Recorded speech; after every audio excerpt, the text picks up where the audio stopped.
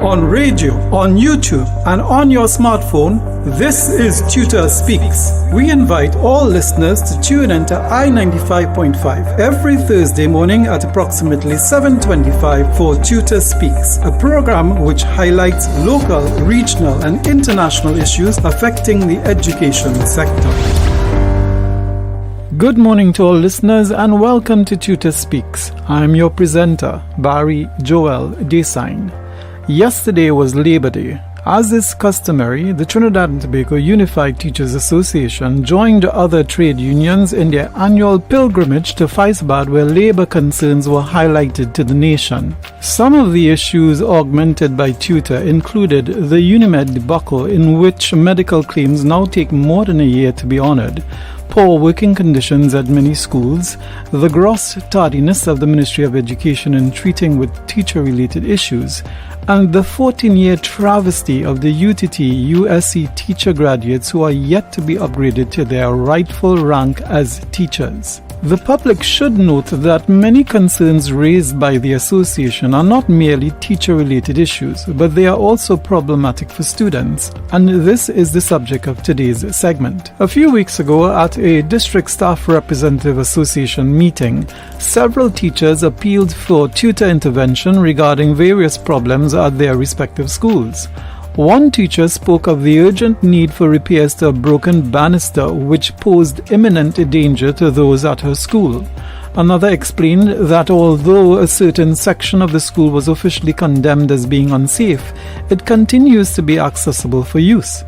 A third teacher highlighted that despite the observance of flea-like pests on the compound, the staff was told that the school must remain open until there is confirmation by an expert that the observed pests are indeed fleas.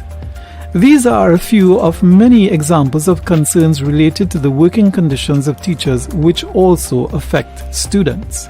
While these illustrations are specific to certain schools, there are also those of a more general nature raised by many teachers.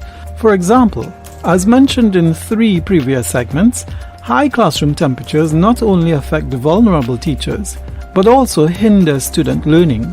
Many schools are also understaffed, and this not only increases the workload of their teachers, but it also denies many students the level of attention that they need in order to excel. The issue of class density is another concern, especially for primary school teachers who are given more students than their classroom space can adequately house.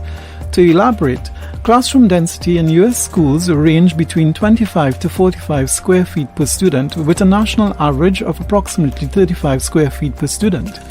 In contrast, average classroom density in primary schools in TNT is estimated at approximately 15 square feet per student, with some being as little as 5 square feet per student.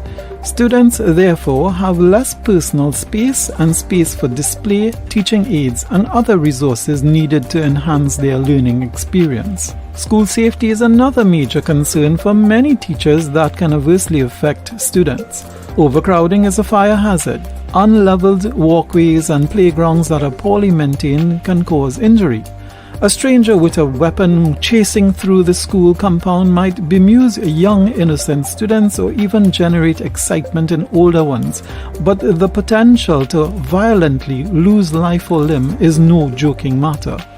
Yet there are schools with breach walls, broken fences, and a deficit of security personnel that demonstrates the Ministry of Education's negligence of its duty of care obligations to all personnel in these schools. In closing, the public would do well to support teachers when they demand better working conditions, because they are essentially asking for better learning conditions for their students.